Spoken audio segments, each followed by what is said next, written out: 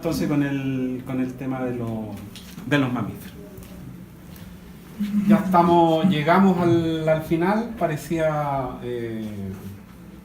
cuando comenzamos ahí en marzo, parecía casi imposible avanzar e ir escalando este árbol de los animales en términos generales. Y llegamos al final, así que ya ahora estamos con los mamíferos y hemos ido en esta última parte que nos tocó ver los cordados aquí, avanzando progresivamente desde los dos subfilum de cordados, los urocordados, los cefalocordados y todo el grupo de vertebrados con los peces, incluyendo estos grupos que no eran peces por las características algo disímiles que tenían respecto al plan estructural de los peces. De allí pasamos a anfibios, reptiles y metimos aquí a las aves por todas estas características derivadas que ellas tienen. Y finalmente los mamíferos, que tal como está indicado ahí, presentan estas dos características exclusivas que los definen como grupo, que es la presencia de pelo y glándulas mamarias desarrolladas en la. Cada uno de los distintos grupos ha tenido características particulares y algo se le cayó. Y que los definen como tal, ¿cierto? Y en el caso de los mamíferos no es obviamente la excepción. Este grupo al cual nosotros tenemos una cercanía evidente, como somos parte de él, ¿cierto? Así que hay una mayor cercanía con él. Y en parte hemos comentado respecto del origen de ellos, ¿cierto?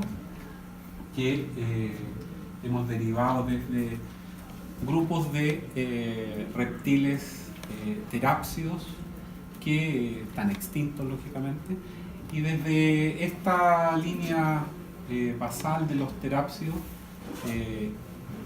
evolucionaron los mamíferos y fueron adquiriendo y desarrollando las características derivadas que ellos tienen y que hoy en día constituyen a este grupo o posicionan a este grupo como el grupo más evolucionado que se presenta en la actualidad.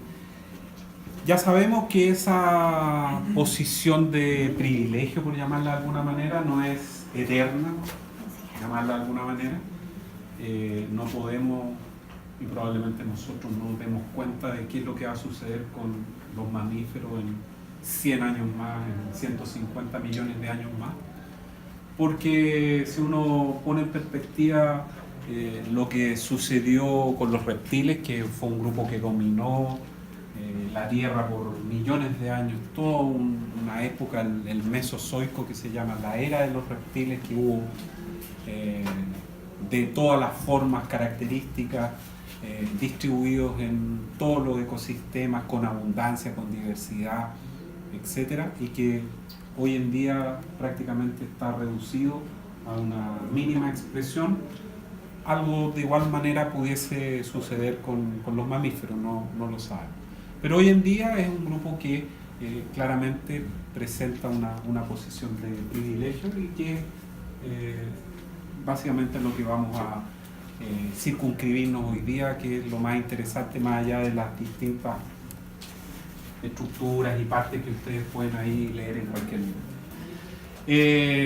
Ya vimos que claramente habían tres líneas evolutivas dentro de los reptiles, ¿cierto?, que estaban sustentadas en el hecho de las aberturas temporales que tenía el cráneo, ¿cierto?, que eran los sinápsidos, los diápsidos y los anápsidos, y que estaban presentes desde 0 hasta 4 aberturas temporales, ¿cierto?, y que algunos de estos representantes, los anápsidos, las tortugas, todos los diápsidos, los reptiles propiamente tal, y los sinápsidos, el grupo de los mamíferos. Así que dentro de estos sinápsidos estaban incluidos los terápsidos, que son el grupo desde el cual se originan los mamíferos propiamente tal, y aparecen las características distintivas como son el pelo, las glándulas mamarias desarrolladas, y la endotermia aparece aquí, que ya bien sabemos que es un carácter compartido con las aves. Esa adquisición de esta característica derivada de los mamíferos y de las aves posibilitó, como hemos comentado, una ventaja no menor para estos grupos, porque la endotermia posibilitó a ellos la colonización de ambientes, ecosistemas que para otros grupos están vedados. Pero, como no nada es gratis en esta vida, la endotermia, es decir, la mantención de una temperatura constante e independiente de la temperatura medioambiental, tiene un costo para esos organismos, que es mantener un metabolismo alto, alimentación constante para mantener allí una temperatura constante. Y este grupo de los mamíferos tiene básicamente, o está constituido en la actualidad por 3 linajes, que son los monotremas, que es un grupo bien basal dentro de la evolución de los mamíferos, y que es el que primero se separa de ellos, ¿ya?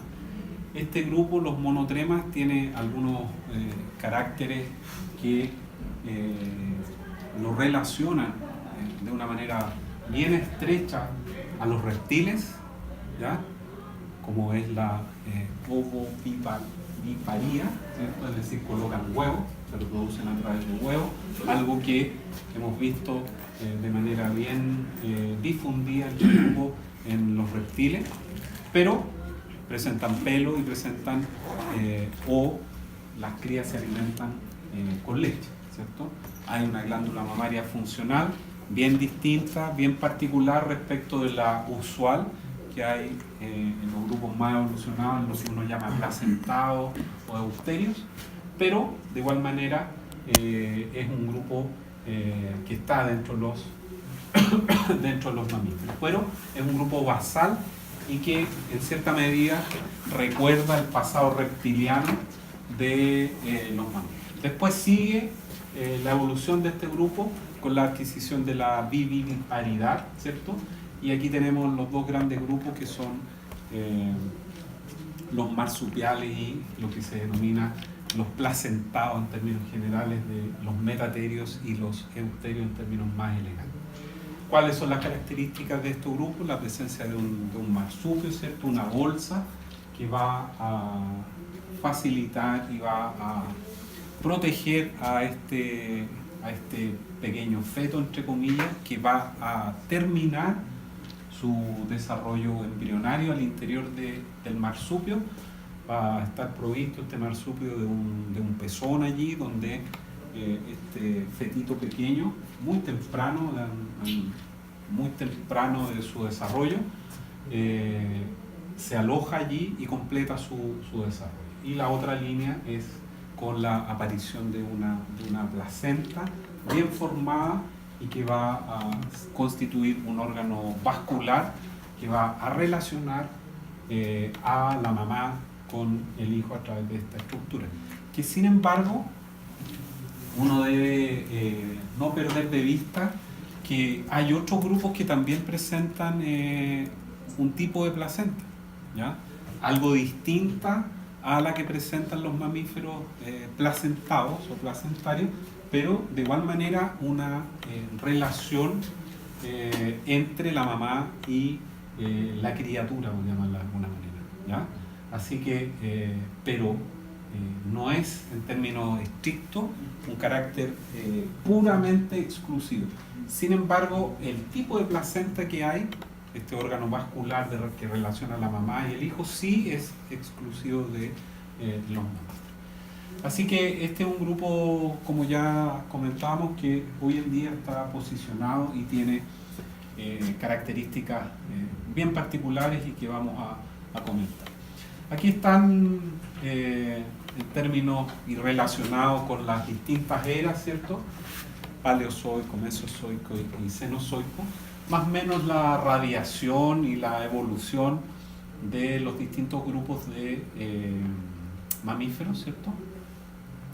donde podemos ver que están los sinodontos allí, que es un grupo de terápsidos, a partir del cual comienza la evolución de los distintos grupos que acabamos de ver hace un rato. Y nuevamente lo mismo, que podemos trazar hasta más o menos el Jurásico, justo en la época donde los dinosaurios dominaban el planeta, la aparición de los distintos linajes, monotrema, los marsupiales, los placentados, de los distintos grupos de mamíferos. Y rápidamente se separa este grupo, ¿ya? Y que, como ya habíamos comentado, va a recordar de alguna manera bien estrecha el origen que ellos tienen, que es el de los reptiles. Así que, como vemos, este grupo es el más diverso y que tiene una diversificación a comienzos de la época cenozoica. Lo mismo los marsupiales y en mucho menor medida el grupo de los monotremas, que solamente está restringido a 3 especies, ¿cierto? Una australiana y 2 de Nueva Zelanda, Nueva Guinea, ¿cierto? Que son los equidnas con estas 2 especies. Para los que están olvidados y los que no sabían que estábamos dentro de los cordados, ¿cierto? Siempre es bueno saberlo. Cordados y dentro de los vertebrados, que ha sido nuestra preocupación estos últimos mes y medio por ahí, ¿cierto?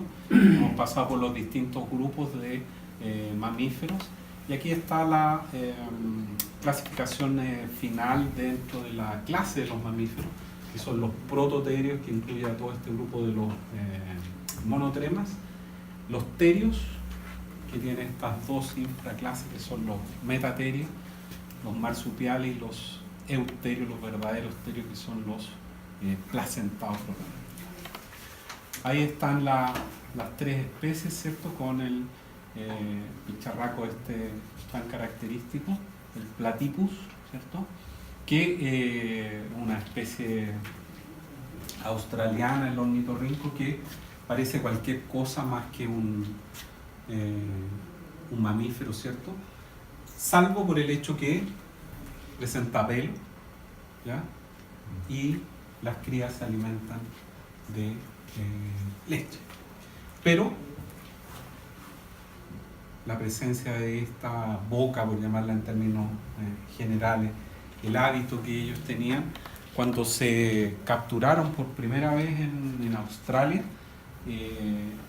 los investigadores, o el investigador, casi como una anécdota, pensaba que era una broma de los colectores que habían capturado estas presas, porque pensaban que este pico que tenían ahí, mucho más cercano a lo que uno ve en un pato, en una de estas aves acuáticas, estaba casi armado, ¿ya? Y no era un organismo real. Pero después, una vez que se capturaron y se trasladaron, me imagino, algunos ejemplares vivos,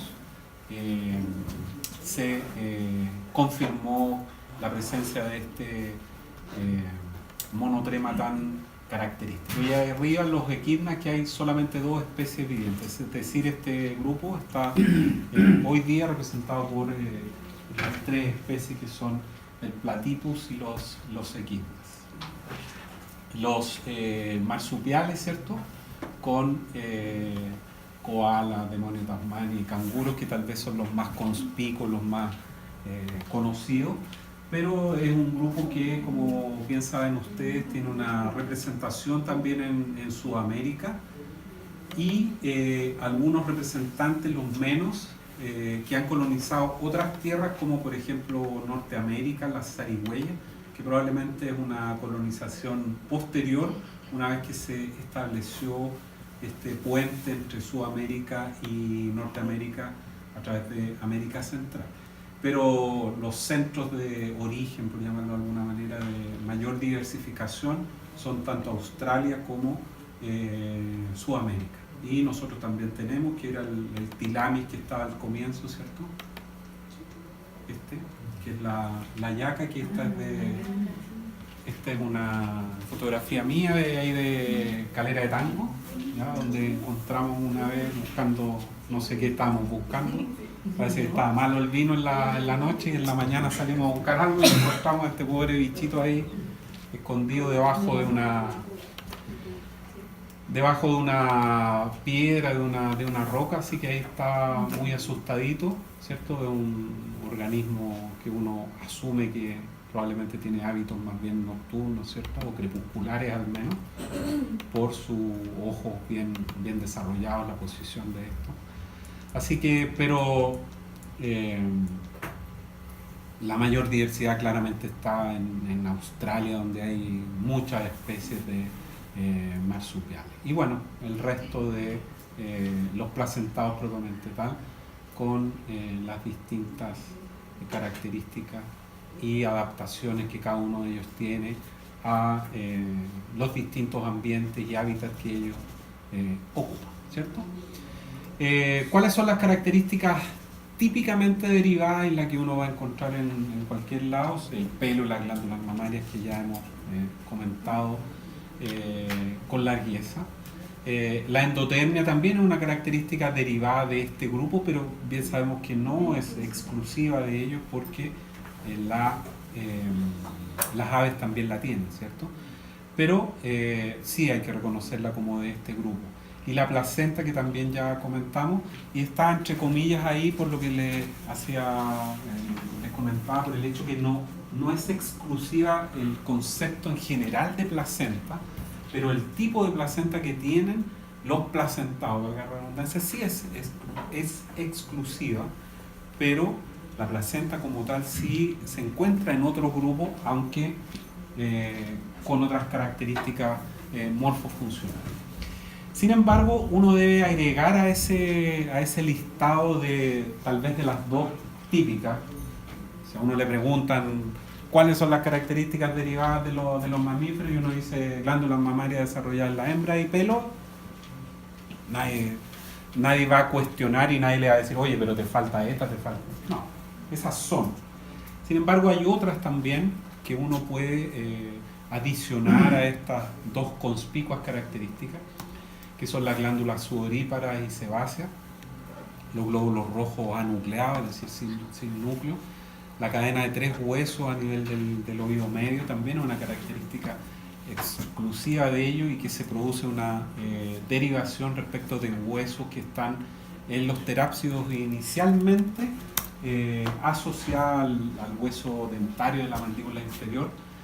Esta otra característica que también está presente de manera exclusiva en ellos, que el hueso dentario está formado solo por un hueso, la mandíbula inferior. Y otra característica no menor en este grupo, y que uno claramente debe asumir que es algo que uno a lo menos debe mencionar, es la complejidad y desarrollo que ha alcanzado el sistema nervioso en los mamíferos. Porque actualmente ningún otro grupo tiene el grado de desarrollo y complejidad que tiene el sistema nervioso. Hablo o pensando en función del encéfalo, de los receptores que son y están absolutamente adaptados y han evolucionado para hacer de este grupo un grupo que tiene la posición que hemos comentado. Así que son una serie de características que tienen ellos, pero bastaría, si a alguien le piden definirlo o caracterizarlo, con el pelo y la glándula mamaria, ¿ya? Ahí está dos características, esta de la cadena de huesecillos, ¿cierto? Que está o han evolucionado a partir de dos pequeños huesos que estaban presentes en los terápsidos inicialmente y que amarillo y verde ¿ya? Naranjo y verde, que vienen a modificarse. Esto es el oído de los reptiles, ¿ya? Que está básicamente formado por un hueso que va a amplificar el sonido, o va a transportar desde el exterior la onda sonora con el tímpano, ¿cierto?, hacia el oído interno. En el caso de los mamíferos actuales, este hueso ahora tiene dos compañeros más, ¿ya? Esa característica es exclusivo de los mamíferos actuales. Ya hay uno también pudiese escribir. Bueno, algunas cosas ya las hemos mencionado, ¿cierto? Actualmente los mamíferos son un grupo bien reducido. Si uno piensa en las aves, por ejemplo, son el doble prácticamente. Los moluscos, 5 veces más, 50.000 especies. Y si uno piensa en los artrópodos, que son 1 millón y más de especies, y todas las estimaciones que hay dicen que pueden ser 2, 3, 4, 5 millones, 10 millones de especies, los mamíferos es una porquería al lado de todo eso, de toda esa diversidad. Sin embargo, es un grupo que domina y está muy bien representado en la mayoría de los ecosistemas, y algunos de manera casi exclusiva, como son los poros, ¿cierto?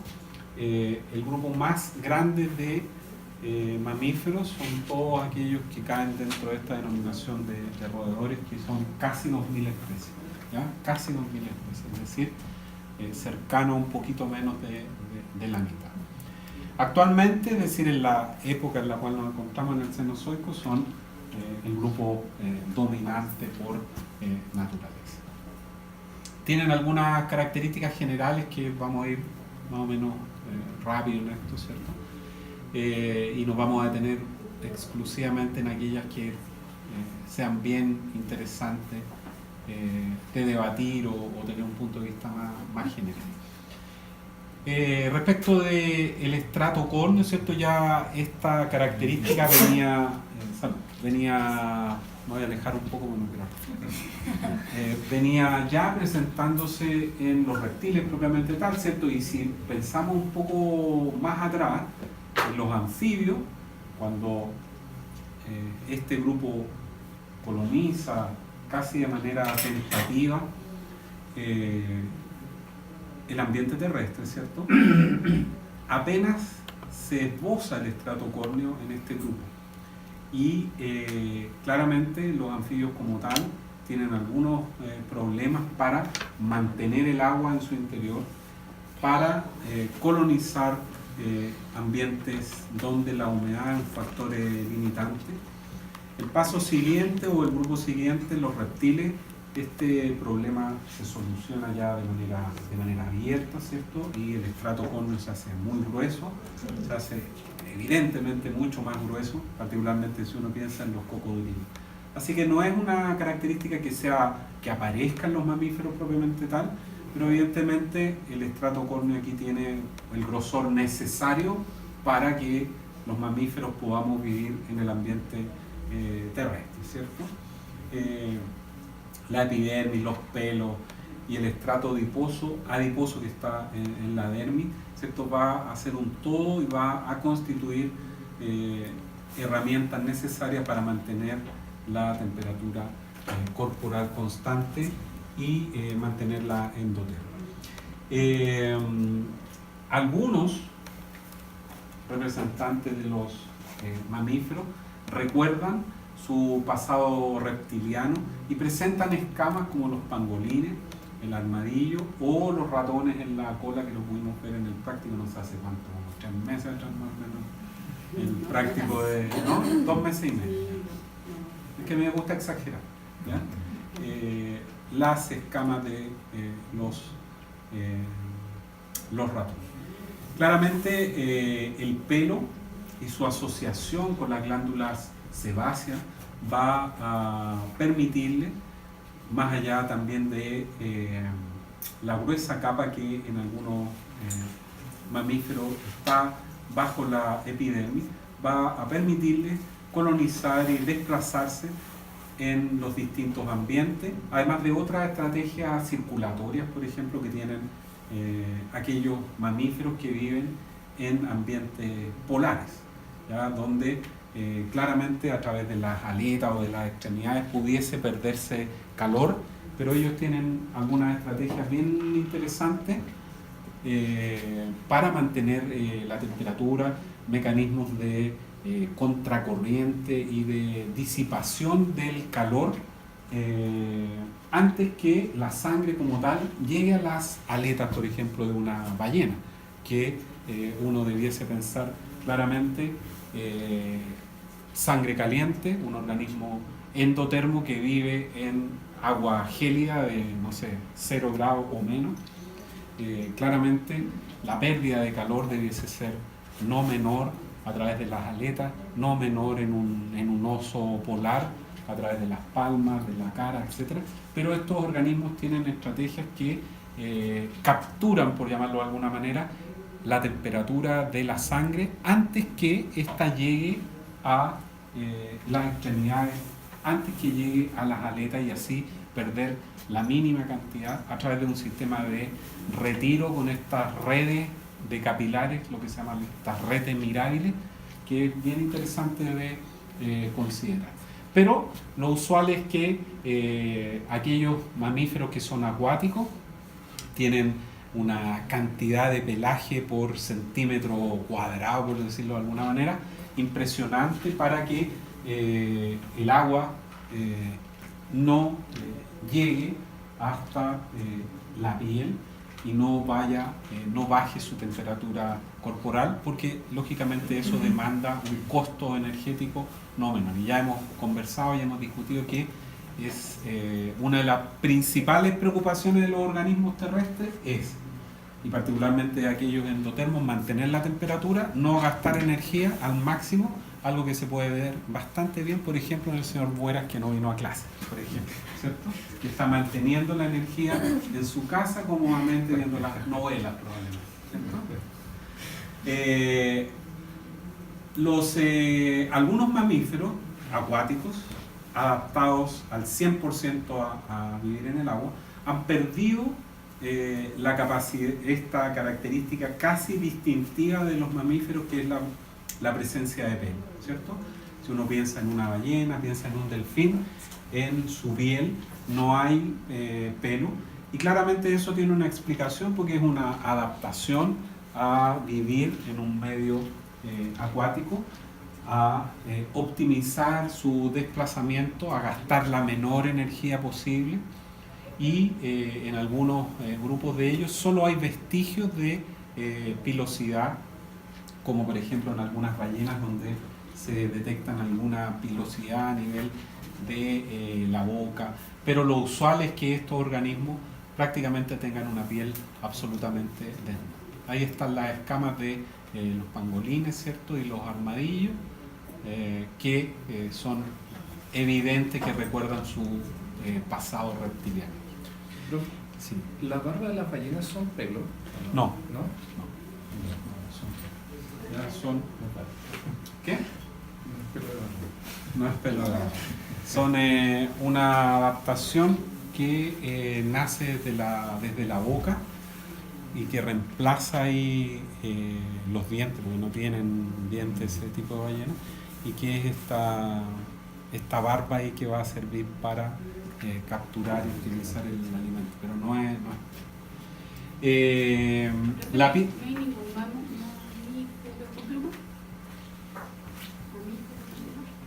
que yo sepa, ¿no? Aparte una bebé, que se ataque con alguna pluma, pero no. ¿Conoce usted? No. No, porque es un carácter. Pregunto porque siempre hay excepciones. Siempre hay excepciones, sí. No, pero tal vez en algún comienzo pudiese haber encontrado uno, pero no. No, porque es un carácter exclusivamente de como decir, escucha, ¿y hay aves con pluma? ¿Con pelo, digo? No, pero lo entendí. Con pelos. El grupo que está inmediatamente al lado, por llamarlo de alguna manera, las aves, ¿cierto? Pues su piel estaba caracterizada por estar prácticamente carente o ausente de glándulas. y había solamente una glándula, que era la glándula uropigial, ¿cierto? Que secretaba una sustancia oleosa, que tenía una serie de funciones, entre ellas mantener bien ordenaditas las plumas y aceitadas para que, particularmente en aquellas aves que eran acuáticas. Pero aquí hay una piel con abundantes glándulas sudoríparas, sebáceas y en algunos grupos también glándulas odoríferas que van a tener distintas funciones. Profe, ¿y la glándula de la sal en aves no está en la piel? ¿No se considera? Yo creo que no. No probablemente. Lo que usted o no. Usted que es experto en la glándula de la sal. ¿Cuál es la de la Sí. No, No. hecha de ave No. Sebáceas, sudoríparas y odoríferas son las típicas que están representadas en los mamíferos, ¿cierto?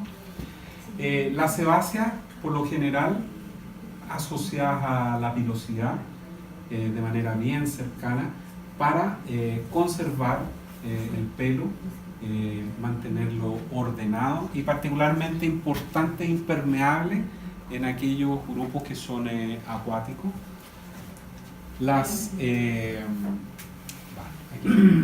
¿Cierto? Hay una serie ahí de formaciones cutáneas en la piel, cuernos, uñas, el pico del ornitorrinco, la sudorípara, volvamos al orden aquí. Sudoríparas que, tal como habíamos mencionado allí, son propias características de los mamíferos, y la secreción de la glándula sudorípara va a tener una importante función también, porque va a mantener con su secreción la temperatura corporal y va a ser un vehículo también para eliminar algunos metabolitos, productos de desechos metabólicos, ¿no? De actividad celular. Así que uno debiese considerar también a la piel en su conjunto, pero específicamente a la glándula sudorípara, como un elemento no menor en cuanto a la eliminación de algunos productos de la mantención de la homeostasis vital. Y las glándulas sudoríparas son básicamente de dos tipos: las ecrinas, que están en las palmas y la planta del pie, y las apocrinas, que van a eliminar una especie de grasa sin ser la glándula sebácea, que están eliminando alguna gota de grasa, pero no como la sebácea, y que se ubican preferentemente a nivel de axilas, pubis y el conducto auditivo. Hay que recordar que la glándula mamaria se postula que es una glándula sudorípara modificada, ¿cierto? Y las glándulas odoríferas, que constituye también una glándula sudorípara modificada, y que los distintos grupos de mamíferos tienen funciones bien distintas, que van desde marcar un territorio, ¿cierto?, a atraer a un miembro del sexo opuesto en la época reproductiva, y por consiguiente son bastante importantes para el éxito reproductivo de esta especie. Bueno, las glándulas mamarias, ¿cierto?, están por lo general bajo dominio hormonal para la secreción de la leche en la época inmediatamente después del post-parto, y constituye, como ya habíamos comentado, una glándula sudorípara modificada. En el caso de los monotremas, este grupo más basal de los mamíferos, la glándula mamaria es algo distinta a la glándula mamaria típica de los placentados, toda vez que es una glándula mamífera tubular y carente de pezón. Es decir, las crías se alimentan en un pequeño surco que tienen los monotremas, a través de los cuales emana, por así decirlo, o fluye la leche, y la pequeña cría se alimenta lamiendo esta estructura, y no como sucede en los terios, donde hay un pezón que la pequeña cría se fija a él y comienza a succionar. En el hueso, a nivel del sistema esquelético, también hay algunas características bien interesantes. Se trata de un organismo eminentemente terrestre en términos generales, más allá de que secundariamente algunos grupos hayan colonizado el ambiente acuático. Y por consiguiente, el esqueleto en términos generales va a tener una mayor osificación, y algunos huesos van a estar fusionados, particularmente aquellos del cráneo, probablemente como una adaptación a proteger todo el encéfalo, que en este grupo en términos generales adquiere una preponderancia y un desarrollo no menor. Bueno, aquí cosas que ustedes saben mejor que yo, así que no vamos a entrar o debieran saber mejor que yo, al menos, en teoría, ¿ya? Aquí hay algunas cosas interesantes respecto de algunas adaptaciones que uno observa a nivel de los esqueletos, particularmente de las extremidades en los mamíferos, que aquellos que son muy rápidos, que se denominan cursorios, tienen fémur y húmero mucho más cortos, como una adaptación a la carrera de desarrollo u optimización de la carrera. En el caso de los saltorios, aquellos que se desplazan a salto, como los canguros probablemente, las extremidades posteriores y las patas son más grandes. Los plantígrados, animales que apoyan sus pies ahí como los osos, lógicamente, tienen una serie de adaptaciones también para optimizar el desplazamiento, lo mismo que los digitígrados y los ungulígrados, todos ellos con adaptaciones a nivel de las extremidades para optimizar el desplazamiento y, en definitiva, gastar la menor cantidad de energía posible y optimizar su desplazamiento. Como era de esperar, dependiendo del grupo que uno vaya a analizar, ¿cierto? Hay reducción de algunos dedos, básicamente, porque uno encuentra algunas líneas allí que son bien interesantes, como principalmente las dos que están mencionadas acá, los periciodáctilos, donde están caballos y tapires, los artiodáctilos, camelios, rumiantes y todo este grupo de los suinos, donde hay reducción de uno, del primero, el segundo y el quinto, y solamente le queda dos dedos allí para desplazarse. Y el caso aún más conspicuo, el de los periciodáctilos, donde solamente queda el tercer dedo y es sobre el cual estos organismos se desplazan y corren, etc. También dentro de lo que uno observa en el sistema esquelético hay algunas adaptaciones en aquellos que vuelan, que son los quirópteros, ¿cierto? Donde los huesos de las extremidades se han adaptado, se han alargado, y además de eso, estas extremidades están adosadas o adheridas por un patagio o quiropatagio, una membrana que va a recubrir y que va a ser bastante eficiente, ¿cierto? Su desplazamiento y el vuelo de estos mamíferos, que son los murciélagos.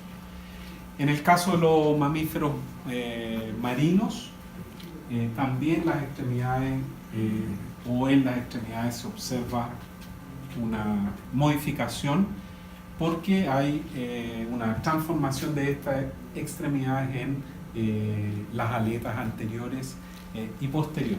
Recuerden ustedes que en el caso de los mamíferos, el movimiento de la aleta posterior es distinto al de la aleta posterior de los peces, que tiene un movimiento de un lado hacia el otro, ¿cierto? En el caso de los peces, mientras que en los mamíferos el movimiento es de arriba hacia abajo. Bueno, sí. Piensen en una ballena, piensen en un pescado. El quiropatagio, ¿cierto? de los murciélagos, donde se observa claramente las modificaciones que se observan en las extremidades anteriores con el adelgazamiento de los huesos, el adelgazamiento y alargamiento de los huesos para provocar o facilitar más bien el desplazamiento aéreo. Recuerden ustedes que los mamíferos son uno de los grupos que vuela, ¿cierto? No, el vuelo no es, como comentamos en su minuto, no es exclusivo de las aves ni mucho menos, toda vez que han habido grupos de reptiles extintos que volaban, están los insectos que vuelan, los mamíferos, también representados por los quirópteros o murciélagos que siempre tienen una asociación media negativa por el tema de la rabia, pero bien sabemos que cumplen una importante función ecosistémica al actuar como eficientes controladores de plagas y también para aquellos que gustan del tequila, como lo comentamos en alguna oportunidad, polinizadores del mezcal, ¿cierto? Las adaptaciones que ya estamos viendo ahí, ¿cierto? Que hemos comentado, las aletas anteriores y la aleta posterior modificadas y transformadas en estas aletas para el desplazamiento en el agua de estos enormes mamíferos acuáticos que, como se entenderá y se supone, ya ustedes lo saben con largueza, las crías se alimentan con leche, ¿cierto? No hay otra razón allí. Hay también algunas adaptaciones a nivel de la boca, ¿cierto? En los distintos grupos, por ejemplo, en los monotremas uno va a encontrar este pico córneo que está, que es evidente y que va a ser tan característico en este grupo. Las ballenas van a tener a partir de los labios, por llamarlo de alguna manera, ¿cierto? Estos paquetes de tejido conjuntivo que son las barbas, y en el caso de la gran mayoría de los placentados van a tener estos pliegues epiteliales que son los labios, ¿cierto? Hay algunos grupos, particularmente de estas ardillas y todo ese grupo, que tienen estos abultamientos en las mejillas, que son los abazones, que les van a servir para guardar temporalmente el alimento una vez que a medida que lo van capturando. Y lógicamente hay presencia de glándulas salivales. Ahí están los cachetones, ¿cierto? Estos abazones, producto de el guardado de algunas semillas en algunos de estos grupos, como las ardillas, por ejemplo. La lengua va a tener zonas y va a tener una alta especialización para detectar gustos y sabores, ¿cierto? Y en el caso de los perros va a tener una importancia no menor en la regulación de la temperatura a través del jadeo, ¿cierto? Toda vez que las glándulas sudoríparas están prácticamente ausentes a nivel de la hay también una situación bien particular cuando uno analiza los dientes de los mamíferos, porque uno encuentra allí que hay una especialización dentaria bien interesante dependiendo del grupo que uno analice.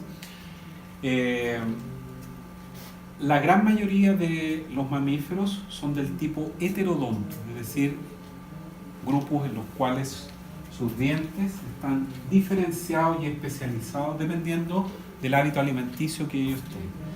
Sin embargo, hay algunos pocos que son homodontos, los cuales todos los dientes son iguales, como por ejemplo, no sé, mal, pero cerca. Los delfín es homodonto, ¿ya? Pero la gran mayoría de los mamíferos somos heterodontos, donde hay especialización. ¿Cómo? ¿Qué dientes? ¿Quién? ¿Qué dientes son? sé. Los delfines. Deberían ser, son todos iguales. No hay una... ¿Cómo están? No. Todos caninos. Pero déjeme argumentar lo que le estoy diciendo, o si no ya me dejó ahí cortado, si no es tener una pelea de matrimonio, porque uno no puede argumentar nada. Llegaste tarde, castigado al sillón, listo.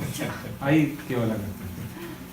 Es que es difícil decir, no, son todos los caninos, no, son todos los premolares que dan la vuelta así. ¿Serán los mismos dientes que tienen el mismo tamaño y la misma función? Me cuesta creer. Es un tipo de diente igual. Pero no podría decir que, ¿cómo podría usted decir que es un canino? O que es un premolar o es un molar.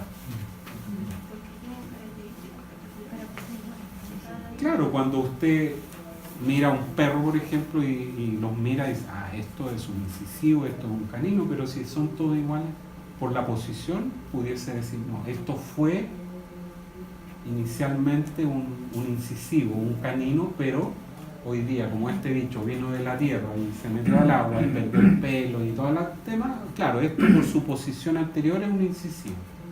Y este que viene aquí inmediatamente debiese ser aquí, sí, un canino. Y esto es un molar. No sé si esa será la respuesta.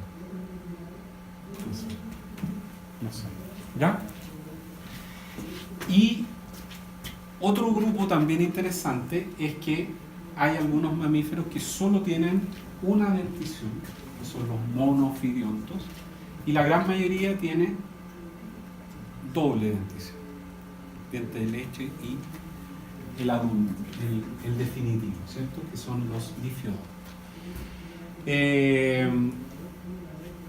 En algunos grupos, producto de esta especialización dentaria, como por ejemplo los roedores, han perdido, como lo vimos en el práctico, ¿cierto?, los caninos, y hay un espacio allí que es el diastema que va a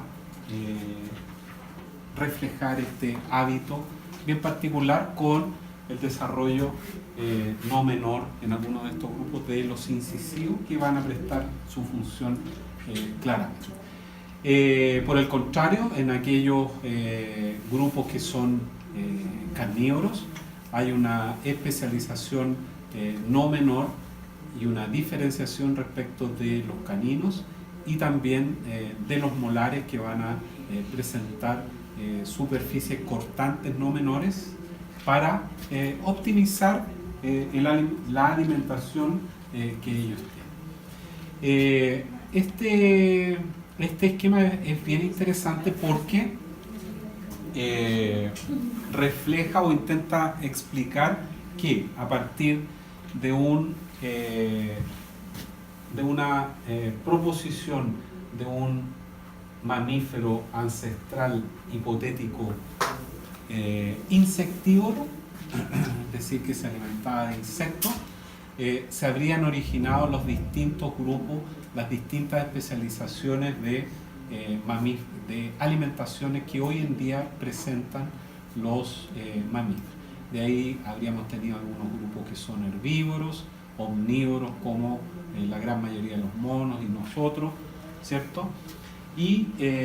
Pero cada uno de ellos con especializaciones dentarias que son características de los mamíferos.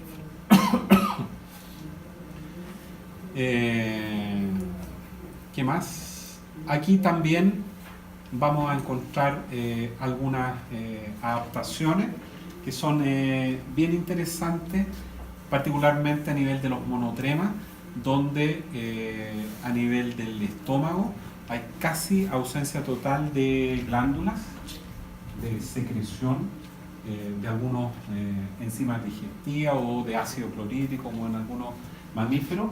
Y aquí el estómago en los monotremas es prácticamente una especie, entre comillas, de buche que va a alimentar, que va a mantener el alimento por algún tiempo. Y lo más característico, tal vez más llamativo dentro de las especializaciones que se encuentran en los mamíferos, es lo que ocurre con los rumiantes, ¿cierto? Donde el estómago propiamente tal va a estar dividido para la rumia en estas 4 zonas o áreas que van a facilitar el tema de la alimentación de vegetales. Básicamente, ¿por qué?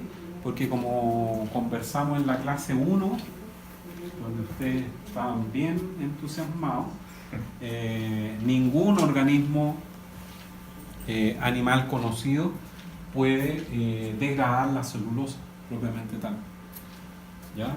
Y se ayudan todos los organismos que se alimentan de vegetales de la acción de otros organismos de otros reinos, ya sean bacterias, ya sean protozoos, que sí son capaces de degradar y romper los puentes de azufre de la celulosa para poder aprovechar. Entonces toda esta especialización del estómago o a nivel del estómago de los rumiantes va a favorecer esta rumia en general, va a favorecer la acción de las bacterias que van a ser capaces de degradar la alimentación. Por consiguiente, uno debiese esperar, y así sucede, que los herbívoros en términos generales tienen que comer una gran cantidad de vegetales para poder obtener la energía que ellos necesitan. Basta pensar cuánto tiene que comer un elefante, varios cientos de kilos al día para poder obtener la energía necesaria para que ellos se desplacen. Bueno, no hay grandes especializaciones aquí dentro de lo que hemos visto, ¿cierto? Tal vez sí, la única es lo que está reflejado acá, que es la extensión a nivel, digo, del intestino delgado y el intestino grueso, es la extensión que presenta el intestino en términos generales. Uno espera encontrar en herbívoros estrictos, por llamarlo de alguna manera, ya vimos que un estómago especializado con distintas zonas para facilitar la degradación del alimento, pero un intestino muy largo, un ciego también voluminoso y un intestino grueso también largo. ¿Comparado con qué? Comparado con el de un carnívoro. Ya el intestino, la longitud y extensión de un intestino de un carnívoro, como en este caso de un zorro, es un intestino más bien corto. Y básicamente, ¿por qué? Porque la degradación del alimento debe ser más o menos rápida. No puede pasar la carne que un carnívoro ha consumido todo el tiempo que un vegetal o los vegetales que ha consumido un herbívoro tiene que pasar aquí. ¿Por qué? Porque si no, eso podría descomponerse y finalmente provocar más problemas que beneficios en términos generales. Eso es en términos generales respecto de alguna especialización entre un herbívoro y un carnívoro.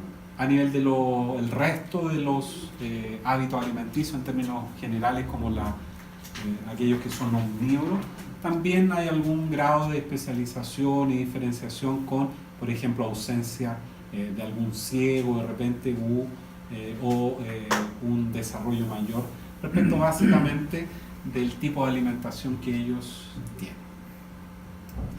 Aquí ya hemos visto, no hay ninguna novedad en términos generales, el hígado y páncreas van a funcionar de manera bien importante y no hay mayor especialización. ¿Quieren ir a las casitas mientras comparan el sistema respiratorio? Tal vez lo más particular que uno debiese destacar, más allá de las características, ¿cierto?, del sistema respiratorio altamente eficiente de los mamíferos, es el hecho de la aparición o el mayor desarrollo de este músculo que es el diafragma, que lo vimos ahí en el práctico. ¿Se recuerdan ustedes?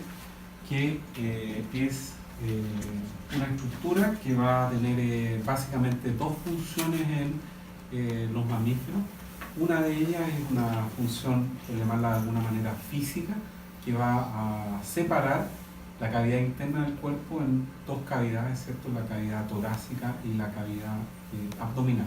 Y esa separación va a ser positiva para este grupo, toda vez que va el proceso respiratorio prácticamente por la acción del diafragma a tener un gasto mínimo de energía, toda vez que el diafragma va a contribuir a que se cree al interior de la cavidad torácica una presión negativa y eso facilite el ingreso de aire hacia el interior. Y ya hemos conversado respecto de lo que ocurre cuando uno está respirando, que prácticamente es imperceptible la contracción de la musculatura intercostal y del diafragma, y que cuando una guagua está enferma, ¿cierto? Y debe forzar meter aire hacia el interior, lo primero que le enseñan a las mamás ahí es que si se le marcan las costillas a la guagua o se le hunde el pecho, rápidamente tiene que ir al consultorio allí para que ayuden de alguna manera a su hijo, porque ese proceso no está siendo normal, porque está gastando energía, está dificultándose el ingreso del aire hacia los pulmones y obviamente ese niño tiene algún riesgo de complicarse, ¿cierto? Así que la aparición de este músculo, el diafragma, que va a separar la cavidad interna del cuerpo, lógicamente es una adición no menor en este grupo.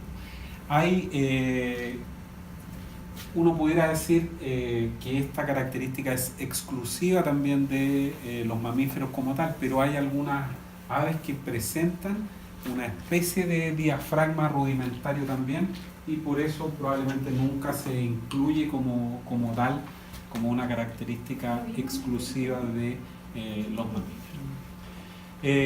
Nada nuevo acá, más allá de la aparición de las válvulas que van a impedir el retroceso o el reingreso de la sangre hacia los ventrículos, es un corazón de 4 cámaras. Hace ya un rato, específicamente a nivel de los cocodrilos, cuando aparece las 4 cavidades, ¿cierto? A excepción de este pequeño agujero que presentan los ventrículos en los cocodrilos, que es el foramen de Panizza, ¿cierto? Pero las aves ya tienen 4 cavidades bien formadas y los mamíferos por consiguiente sí tienen 4 cámaras, ¿cierto? Aquí ya hace algún rato también apareció la circulación doble, que vino a constituir en términos bien prácticos que la sangre pasara 2 veces por el corazón, porque hay una circulación pulmonar, ¿cierto? Y una circulación sistémica, y la sangre va a pasar por allí, lo cual va a facilitar todo el proceso circulatorio que uno tiene que pensar que a qué va a contribuir la circulación, que va a contribuir a movilizar la sangre. ¿Y qué lleva la sangre?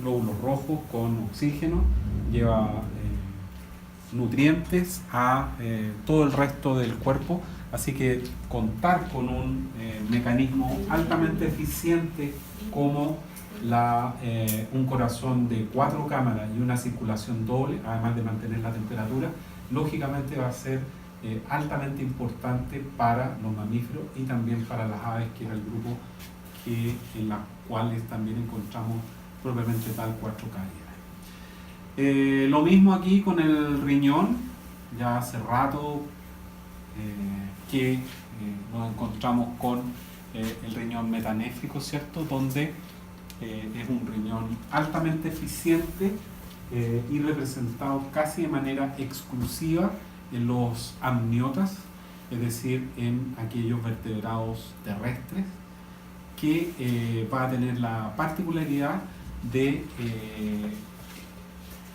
perder la menor cantidad posible de agua y de excretar ácido úrico en términos generales, que es un compuesto que prácticamente se puede eliminar seco. Así que tampoco hay mucha novedad, ¿cierto?, respecto de este sistema. Vuelve a aparecer la vejiga urinaria que había desaparecido en las aves, ¿cierto?, y que en los reptiles se había creado a partir de la cloaca, ¿cierto?, que va a constituir esta pequeña bolsa para la acumulación de la orina, de productos de desecho de los riñones metanéfricos. Después, como una adaptación al vuelo, las aves la hacen desaparecer y vuelve a formarse o aparecer en los mamíferos propiamente. Ya habíamos comentado que uno no podía dejar de mencionar al sistema nervioso como una de las características también más notables dentro de los mamíferos propiamente tal. ¿Por qué? Porque en ningún otro grupo o animal el sistema nervioso en su conjunto, incluyendo a todo el encéfalo e incluyendo también a los receptores, alcanza la complejidad y desarrollo que alcanza en este grupo. La percepción del medio ambiente a través de los receptores, la interpretación de los estímulos y el procesamiento de respuesta no se encuentra en ningún otro grupo animal en términos generales, más allá de que en un grupo específico hayan respuestas notables respecto de un estímulo en particular.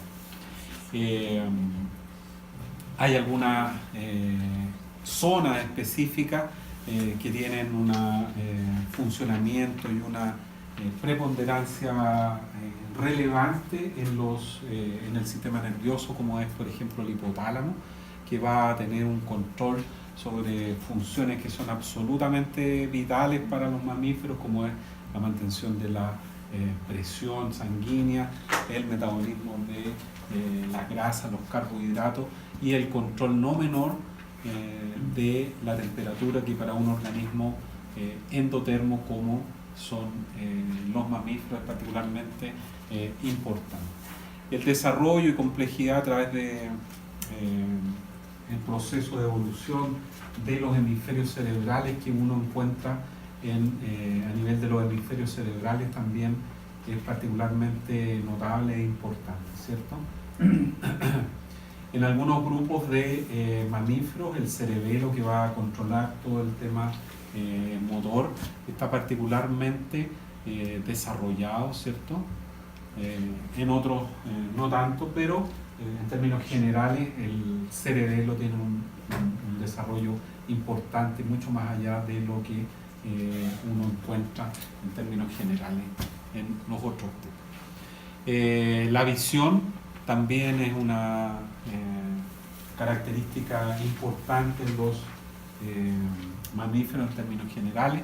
Si uno analiza algunos mamíferos que tienen vida nocturna, va a encontrar una serie de adaptaciones allí a una visión nocturna. En algunos grupos de mamíferos vuelve a aparecer este tapetum lucidum, ¿cierto?, esta membrana que recubre la retina en su parte posterior para reflejar la luz, la escasa luz que puede haber en la noche, y por eso ve uno a los perros, a los gatos y otros depredadores con estos ojos brillosos en la noche cuando son iluminados.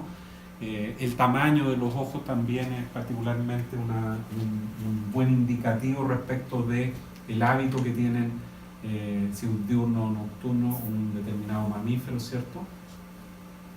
Aquellos mamíferos que son acuáticos también tienen algunas adaptaciones allí para corregir la distorsión que se presenta entre la fase aérea o el aire y el agua. En fin, no todos los mamíferos ven tan bien, y tal vez si uno lo compara con las aves, lógicamente y particularmente algunos grupos de aves, la visión no es tan extraordinaria como ella, pero en términos generales es una buena percepción respecto del medio ambiente.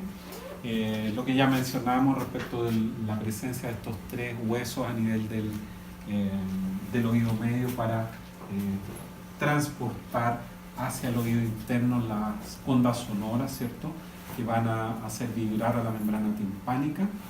Hay presencia de pabellón auricular, de oreja, ¿cierto?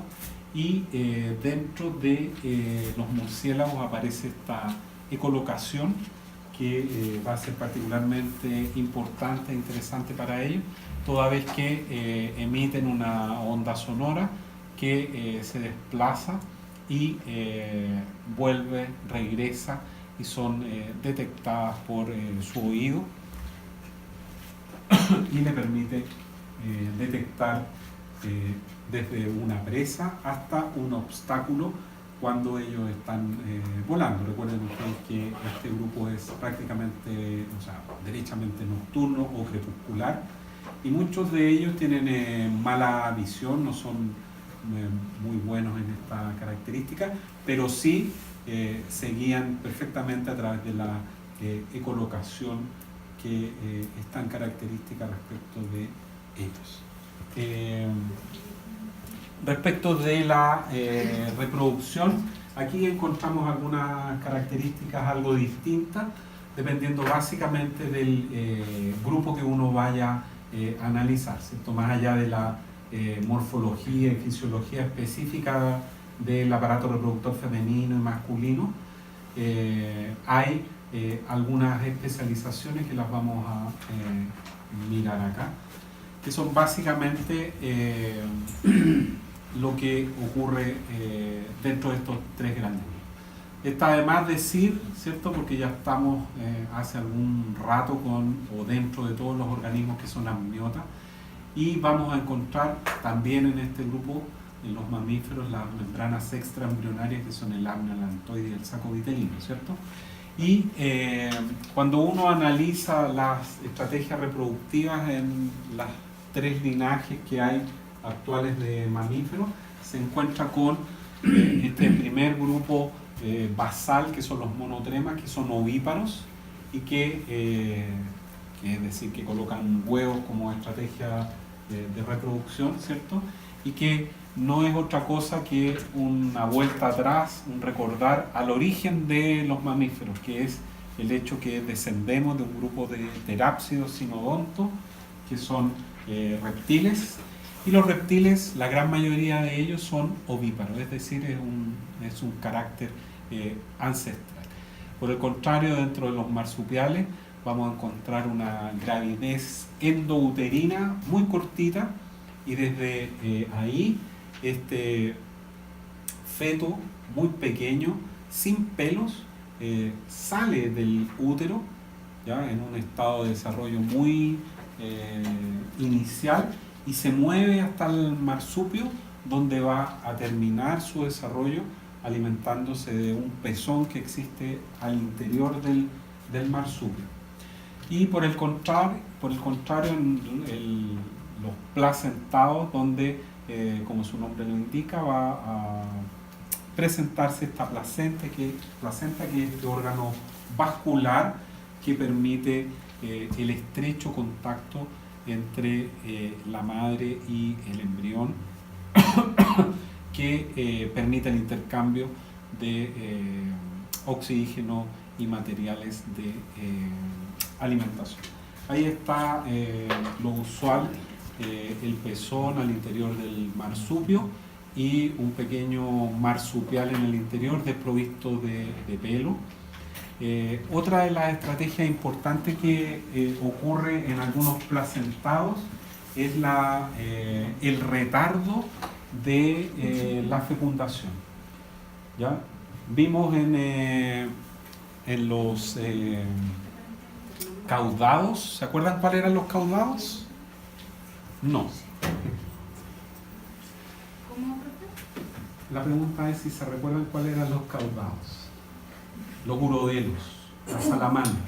¿Qué es lo que pasaba ahí? Que el macho depositaba en un lugar, me imagino, de tránsito de las hembras, un espermatozoide, que era un paquete de espermatozoides que la hembra graciosamente recogía y guardaba, y que a voluntad, por llamarlo de alguna manera, iba liberando los espermatozoides en su interior. Es decir, la fecundación ahí era interior.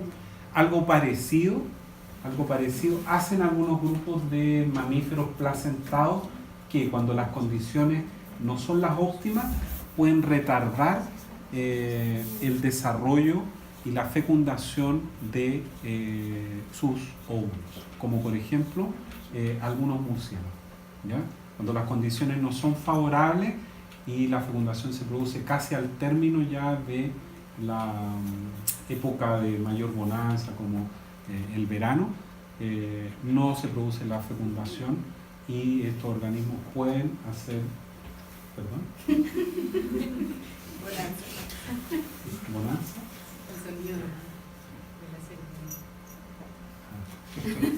Gracias por la ¿ya? Para terminar, un par de bicharracos y de mamíferos nativos, ¿cierto?, de Chile. La huiña, ¿cierto?, este gato que prácticamente está escasamente ya representado, ¿cierto?, en los bosques de nuestro país. El quique, ¿ya?, que son bien mañosos, y de ahí vendrá el dicho, ¿cierto? De ahí se puso como quique. ¿Ya? El pudú, ¿cierto? Este pequeño ciervo del bosque valdiviano, típicamente del bosque valdiviano. Las vicuñas, ¿cierto?, del extremo norte. Y eso. Nos vemos el 28. Yo les mando ahí un aviso para que estén atentos.